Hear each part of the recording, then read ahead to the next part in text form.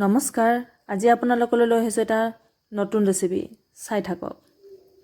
কলডিলৰ সৈতে মাছৰ গুৰি ভাজি।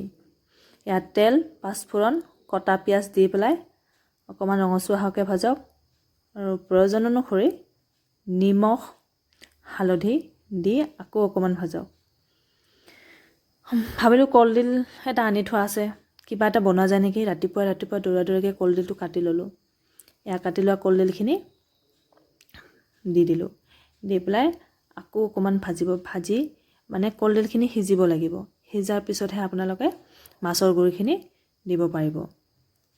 তাৰপিছত মাছো মাৰিছিলে পুখুৰীত, সৰু মাছ পাইছিলে। মায়ে ৰাতিতে মাছখিনি ভাজি থৈছে আৰু গুড়া কৰি। এয়া মাছৰ গুৰি। তো ভাবিলোঁ মাছৰ গুৰি আৰু কলডিলৰ সৈতে কিবা এটা ভাজি বনোৱা যায়। সেয়ে যেতিয়া কলডিলখিনি ভাজি মানে সিজিলে, তেতিয়া মাছৰ গুৰিখিনি ওপৰতে দিলোঁ। ওপৰতে দি আকৌ অকণমান লৰাই দিলোঁ। তো আপোনালোকে বিচাৰিলে কিন্তু কেঁচা জলকীয়া কাটি দিব পাৰে, তেতিয়া টেষ্টি হয়। মছলা কম, হেল্ডি হয়, খাবলৈ সোৱাদ হৈছে। থেংক ইউ ফৰ ৱাচিং।